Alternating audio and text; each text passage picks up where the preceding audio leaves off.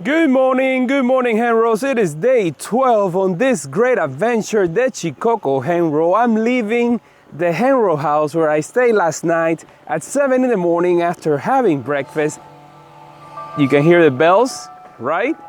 That lady that runs the place is just the Energizer Bunny, running around, bouncing all over the walls, taking Henros to another house. Like 3 more Henros showed up last night. She took them to a nearby house, and this morning she brought them back in. She woke up like at 4:30 in the morning because she was sleeping right very close to me. It was a cold morning. I left the doors open. The breeze was coming in. Today is gonna be a really cold day compared to days past, with a high around 71 degrees. And today we get to see Temple 27. It is a massive 30+ kilometer day, but I'm gonna make it a little bit shorter by taking the train for a few stops. So I don't want to scare you guys, but there was a tsunami the other day. It wasn't a false alarm. I was looking online. A friend of mine told me there was a tsunami warning for Cochise City that day.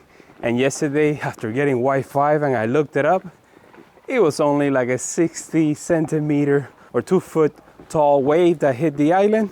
So not too bad, but at least I now know that whenever I hear those alarms, I'm gonna take a precaution. This is not really one of the temples, but I already decided that I'm gonna take the toughest climb of the day. The 2 options, there's one that follows the road and one that goes into the mountains following nature. And that's the one that I'm going for. I bump into the 2 French students that are camping out here. So we got to walk for a little bit there. And man, that guy is carrying a lot of weight. They spent the night at the roadside station where they had access to a toilet and Wi-Fi. So far, I can talk a little bit about the budget later on today's video, but so far I've noticed that there are people that are camping, people that are doing the Henro houses, people that are doing the Minchukus. There are all kinds of options that you have. There's also the option of doing business hotels and places like that. So, you know, the more I go along, the more I learn, and I'm gonna share that information with you guys. Let's get this climb started because I think it's close to 500 meters over 5 or 6 kilometers. I can see the shrine all the way at the top. It's gonna be a good one. Yes, it is.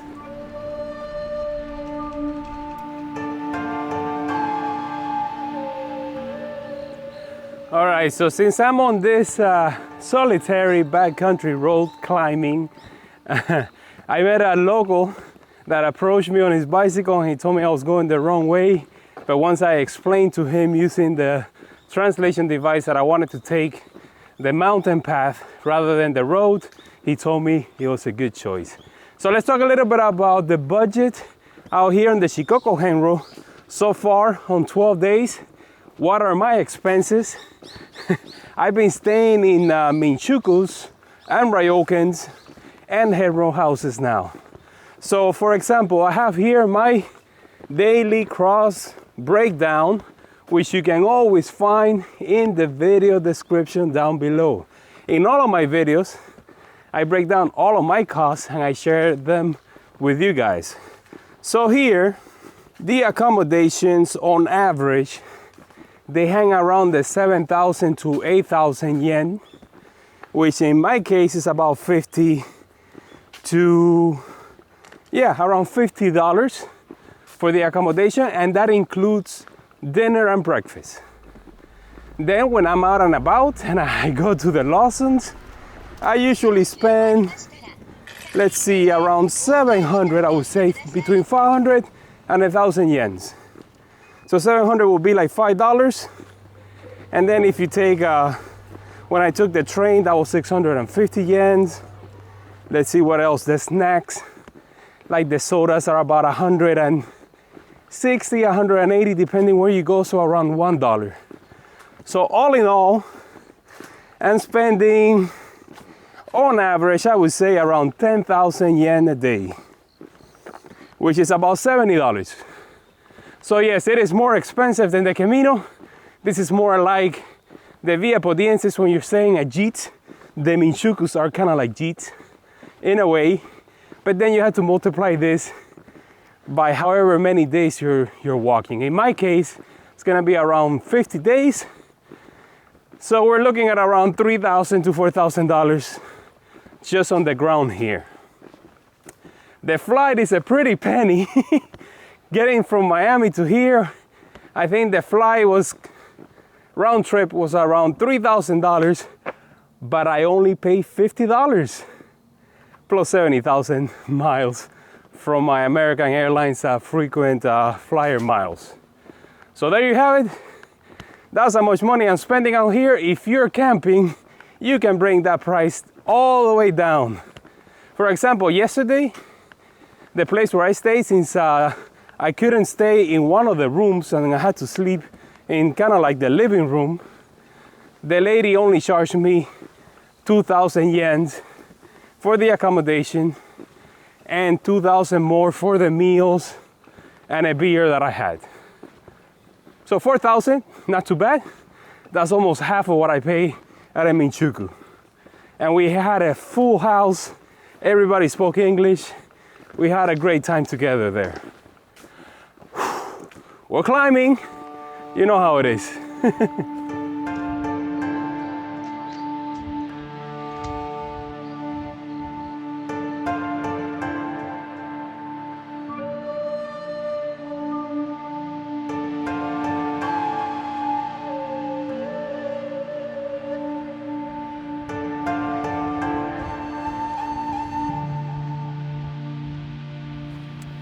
It's been a relatively easy climb over what seems to be like 7 kilometers, because I saw a couple of signs there that were a little bit conflicting. But anyways, it's been an enjoyable climb through a backcountry road, paved road, zigzagging, swinging all the way up the mountain, some sections even going down. And then about a kilometer away, it kind of switched to a dirt path, and that's what I've been following now. I think this used to be the original road that would take you up to the temple before they probably built the modern one. Have not seen a single car or a single person for that matter. Only those black worms that you see on the path every now and then to keep me company. And also the spiders. So many spider webs on this path. It just lets me know that not too many people come through here. Cool temperatures, which is great for climbing. I'm not even sweating. I haven't even broken a sweat yet. And I think I'm getting close because I can see the summit already, if that's where we're heading. As always, when you're climbing, you have usually two options. You can do the short climb that's very steep and hard, or you can do a longer version that's easier and the gradient is much favorable. I decided on today's climb to take the mountain path just to be away from the traffic. Just this morning walking with the French students on the sabbatical, man, we were close to the highway. We had a very narrow shoulder. The cars were just flying by, and that's not what we're here for. We're here for this, right?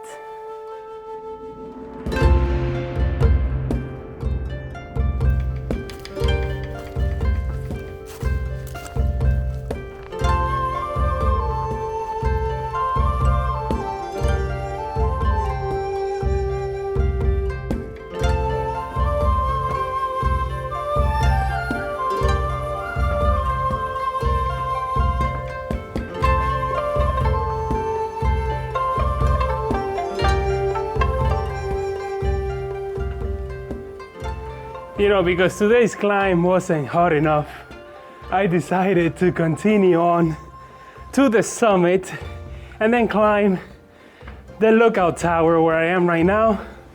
And let's see how the views are from up here. Oh yeah. Oh my God. Oh, definitely worth it. Woohoo! Incredible. Look at that.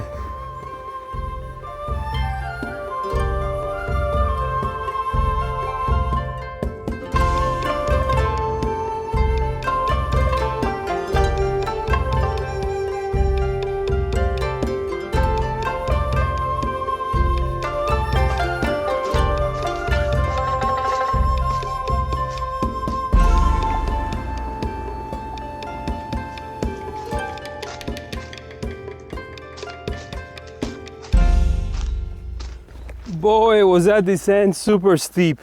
Oh yeah, I think I would recommend you just take the road back down to where we are here and then go to the temple.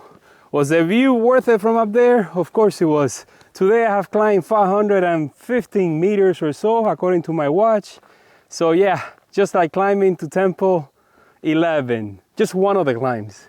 That's how it's gonna be from now on. Flat, flat, flat, flat, flat. A steep climb to a temple, come back down, flat, flat, flat, flat. Let's go visit Temple 27. This place is great. Temple 27, Kono Mine-ji, the temple of the mountain god. Hidden on the hillsides of Mount Kono Mine at an elevation of 450 meters, this sacred site is considered the most challenging to access on foot in Kochi Prefecture, earning it the title of Sekiso-dera. It is said that Empress Jingu first established a shrine here to pray for victory on the Korean peninsula, enshrining the Shinto goddess Amaterasu Omikami. In 730, under the orders of Emperor Shomu, the revered monk Gyoki carved an 11-faced cannon, integrating the Shinto deities and marking the beginning of the temple's rich religious heritage. Kono Mine-ji flourished under the guidance of Kukai, who built the temple complex in 809 and named it after the Cannon Hall. However, the temple's prosperity was interrupted during the early Edo period when fires destroyed many of its structures. Despite these setbacks, the faithful continued their worship, and the main hall, the Daishi Hall, and shrine were eventually rebuilt. The temple's significance was highlighted at the end of the Edo period when the mother of Iwasaki Yataro, the founder of Mitsubishi, made a grueling journey. She walked barefoot for 20 kilometers each day for 21 days to pray for her son's success. Her prayers were answered, leading to Mitsubishi's patronage of the temple. The Meiji era brought further challenges with the government's decree to separate Shinto and Buddhism. Konomain Shrine remained, but the Buddhist temple was abandoned, and the principal image was entrusted to Kongosho-ji. Yet the spiritual draw of Kono Mine-ji could not be extinguished. In 1887, a new temple was built on the original site. The principal image was returned, and pilgrims began to visit once again. In the 1950s and 60s, the temple witnessed a modern-day miracle. Shitsu Mitsutani, suffering from a severe spinal cord disease, experienced a spiritual recovery after being abandoned by her doctors. This miraculous event reaffirmed the temple's sacred status.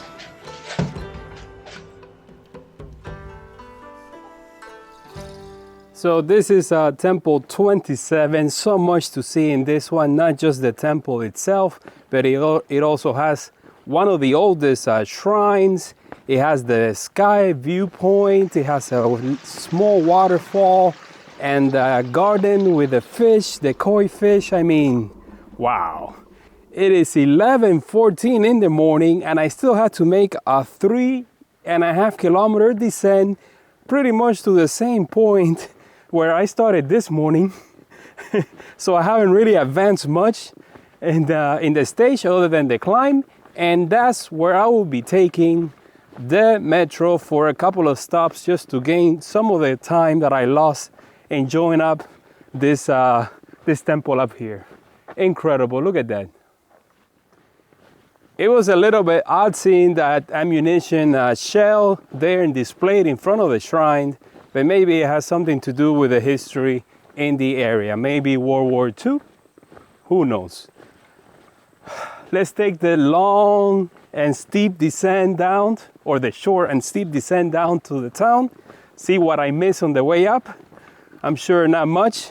It's probably gonna be a little bit of traffic, at least those handrails that drive up here. This is the parking lot where they park, and they take this road to make it up here to the temple.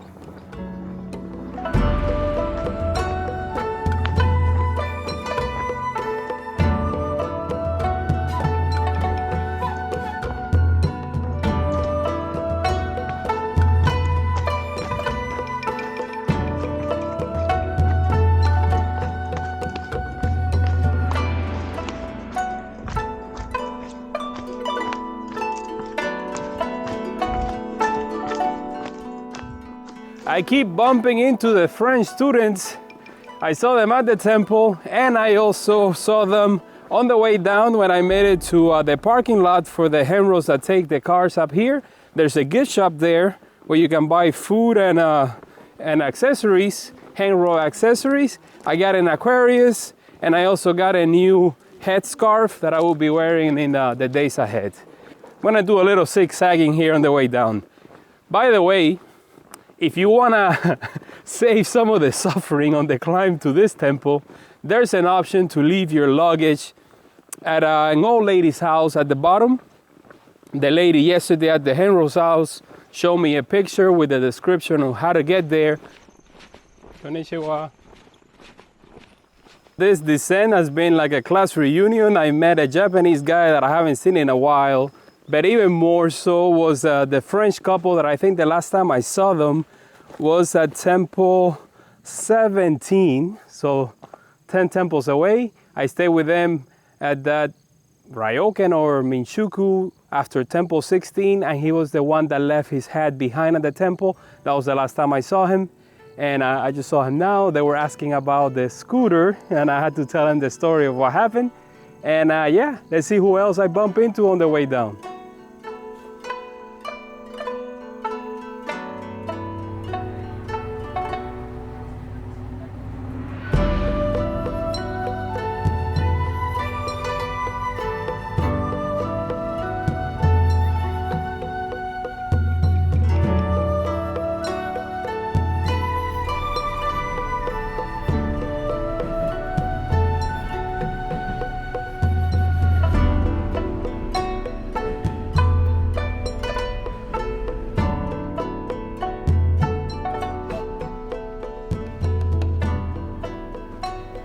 Well, that train ride was interesting to say the least. I waited there with a couple of Henros from Central Europe, and then we got on the train, and it was a surprise because the train had a little balcony area that was full of school girls, and they were all taking selfie pictures and all that, and as soon as I stepped out to get my shot, they all went wild. We went through a couple of stops, and I'm in the town of Aki. I'm looking for a place to have lunch because it is already, let's see, 1 o'clock, and I also need to find the path. I know that there's a Lawson around here, so once I find it, I'm gonna go in. The new stage of the day begins. We're walking the rest of the way.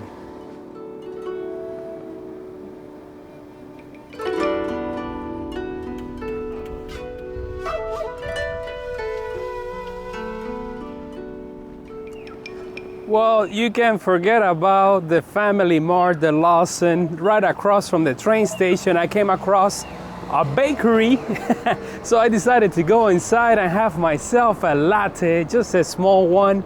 And I also had like a croissant, like a ham and lettuce and mayo croissant and a couple of sweets. That meal was 808 yen, and the train ride was 410. Just so that you start doing the math in your head of how much I spent out here, but of course you can see it in the description down below. I already found the path. It goes straight through this city, the largest one I've seen since Tokushima, since we left out that one behind a few days ago. And I still have about 10 to 15 kilometers to go on today's stage. I could have taken the train for more than 3 stops, but I wanted to walk. And now I'm gonna be walking next to the ocean for the rest of the day.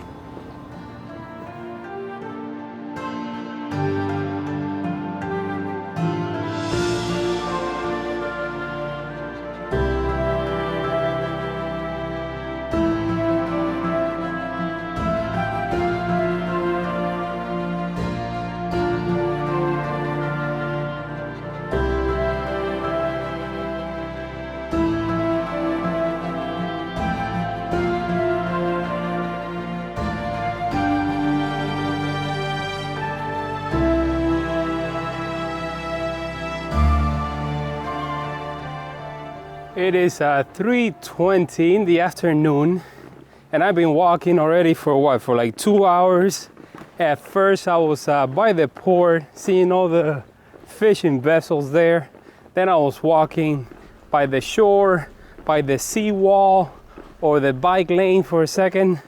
And now, after having a quick snack, just a tiny apple juice for $1.40, I had to take a detour because there was some construction work there. And now I'm following the train tracks once again. And I think up ahead is the beach. I have to say, today feels different somehow. I feel like I'm finally falling into the routine. I don't feel stressed out anymore as I did in the first few days, where everything was coming at me all at once and I had to roll with the punches and adjust to the situation. Now I feel more at ease. I'm not so stressed out about the navigation or not having a data plan. I mean, it would still help a lot. And having the phone will give me the option of getting way more shots, especially those telephoto shots that you guys like so much. But then again, you guys know how it is. You have to adjust to every situation and don't give up. I think I'm about probably an hour, maybe two tops from today's accommodation. Is past this small town. So I will be walking next to the beach all the way to that one. It's in Minchuku, I believe, and it's right next to the water. Tomorrow is gonna be another kind of interesting day because tomorrow I have 3 temples. I have 28, 29, and 30.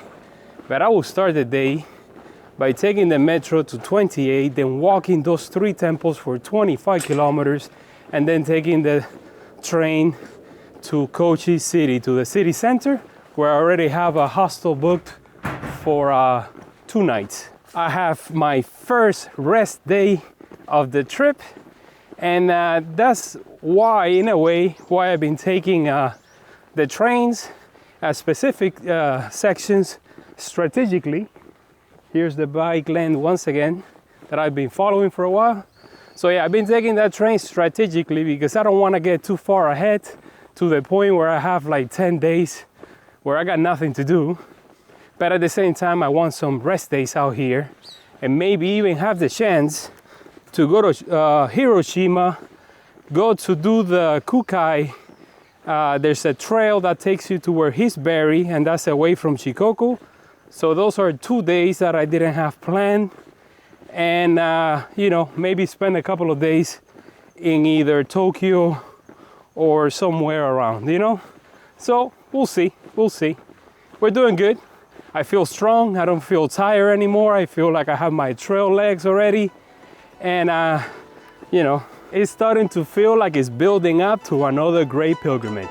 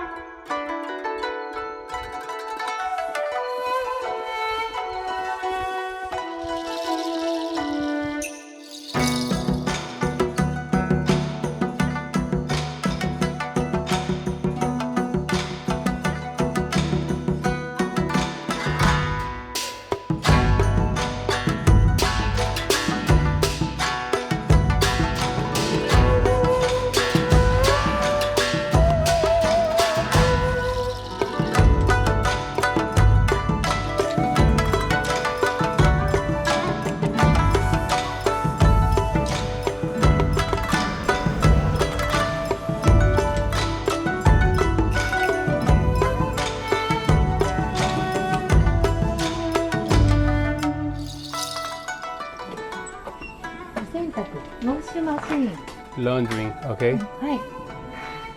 Okay.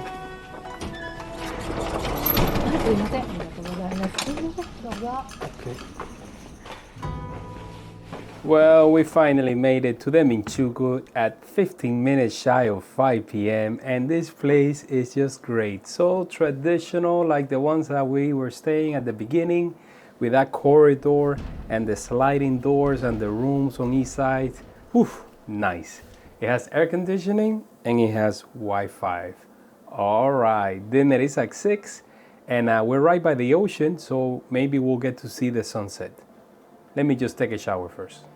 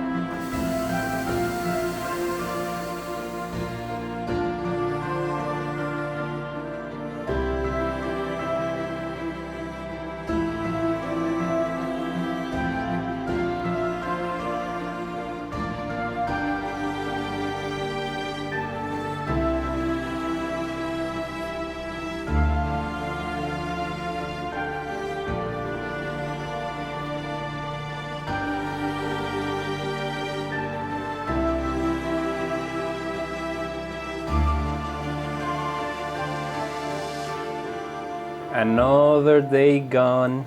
When you make it to the Minchuku at almost 5 in the afternoon, you gotta do everything quick. I took my shower, got into the onsen there in the hot water just to, relax the muscles after such a long day. And then I did laundry, and while I was waiting for the laundry, I got shots of the sunset, that cat on the anchor. I mean, I was just going all over the place. Then I threw my clothes in the dryer, went to have a dinner in the building next door, another gorgeous and beautiful and filling dinner. I'm starting to recognize a few of the things like the miso soup, the fish, all the little vegetables that they put in there with the rice and the shrimp, the fried shrimps with the green tea. And I also asked for some cold water because after drinking hot water all day, I need some cold water. So I want to thank the trail angel of the day, which today is Gloria Martinez. Thank you so much for your Osetai, for your trail magic. Thank you, Gloria. And guys, as always, subscribe, share the videos with your friends so that this channel can grow, and follow to stay on the loop. See you guys at 7 because I'm not waking up super early. Tomorrow is going to be one of those days with the trains and 3 temples, and I'm thinking of walking about 20 kilometers. Check-in is at 4 at a hostel, kind of like the ones in Spain. So I had to enjoy the day, and then I had to also look and see what I'm gonna do in Koshi City. I know they have a castle, but they had to have more things in that. So see you tomorrow at 7 in the morning.